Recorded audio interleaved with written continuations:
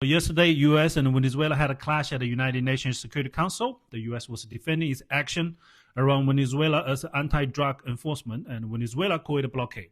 Okay. China, Russia called it violation of sovereignty and international law.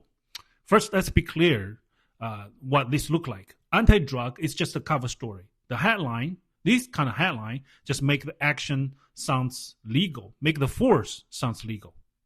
The U.S. says it's already sunk around 30 so-called drug boats in Caribbean areas and around Eastern Pacific, with 100 people reportedly dead. But Washington has not yet provided to the public that verifiable proof that says those are drug boats. I mean, if they're drug boats, why you bomb them? Why can you just send warships to stop them and arrest them and prosecute them?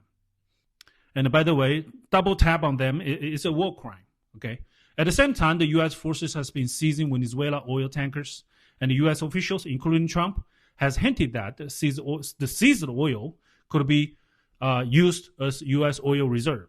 Okay, that is basically piracy. Here's something we need to pay attention. A direct grab for another country's natural resources backed by military, political, and economic pressure, and also try to remove a government that Washington doesn't like. That is a very dangerous sign, and we can actually believe that this is not an isolated case. This could be a template, a repeatable playbook, use a crime narrative to justify force and pressure across Latin America. At the end of the day, this is not just a drug story. This is a narrative being built in real time to make escalation sounds legit and normal.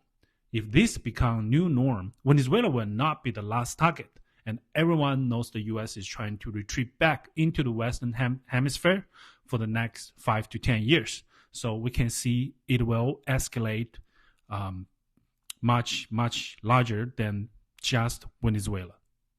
I have a full article with more context on Substack, link in bio. And thank you for all the support. Thank you for the subscriptions, and Merry Christmas, Happy Holiday.